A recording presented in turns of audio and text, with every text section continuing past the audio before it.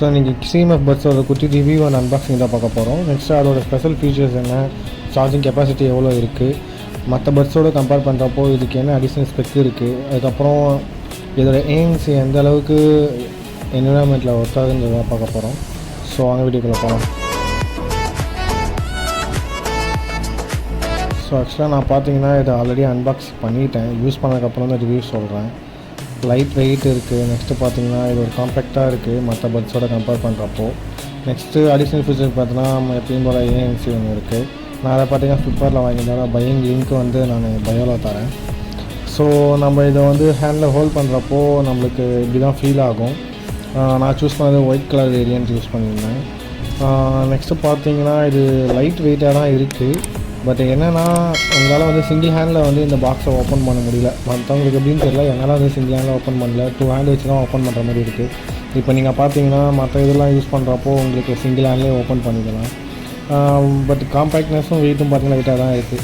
Connectivity பார்த்தீங்கன்னா Bluetooth 5.3 use பண்ணியிருக்காங்க. Fast bearing தான். ஸோ அதில் எந்த பிரச்சனையுமே இல்லை. டேஸ் சார்ஜிங் பார்த்தீங்கன்னா சிங்கிள் சார்ஜில் பார்த்தீங்கன்னா உங்களுக்கு 35 hours வந்து சொல்கிறாங்க. பட் ஆனால் நான் யூஸ் பண்ண வரைக்கும் 1 to 1.5 hours சார்ஜ் பண்ணிங்கனாலே உங்களுக்கு ஒரு 2 to 3 days வந்து உங்களுக்கு ஓகேவாக தான் இருக்குது. நெக்ஸ்ட்டு பார்த்தீங்கன்னா இதில் என்ன ஃபீச்சர்ஸ்னால் எப்பயும் போல் டபுள் டேப் பண்ணிங்கன்னா உங்களுக்கு சாங் சேஞ்ச் ஆகுது. ப்ரீவியஸ் சாங்கு இல்லை நெக்ஸ்ட்டு சாங் ப்ளே பண்ணிக்கலாம். அடிஷ்னல் ஃபீச்சர்ஸ் பார்த்தீங்கன்னா நம்மளோட ஷட்டர் ஸ்பீடு, கேமராவில் நம்ம அதையுமே நம்மளால் கனெக்ட் பண்ணி ஃபோட்டோஸ் எடுத்துக்கலாம்.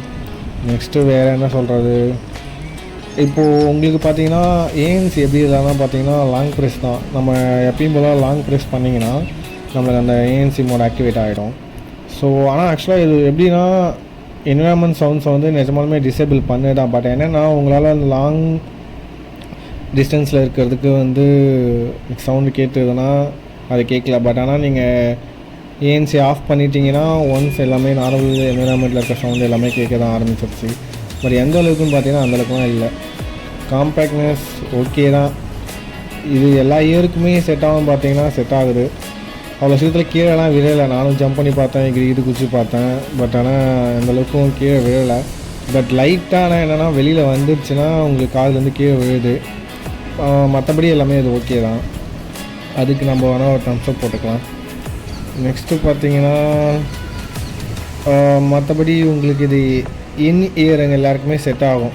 ஸோ ஓகே தான் இது மற்ற இயர்பட்ஸோட கம்பேர் பண்ணுறப்போ. நெக்ஸ்ட்டு இந்த அடிஷ்னல் ஃபீச்சர்ஸ் பார்த்தீங்கன்னா இது கொஞ்சம் வால்யூம் இன்க்ரீஸ் பண்ணி டிக்ரீஸ் பண்ணிக்கலாம்.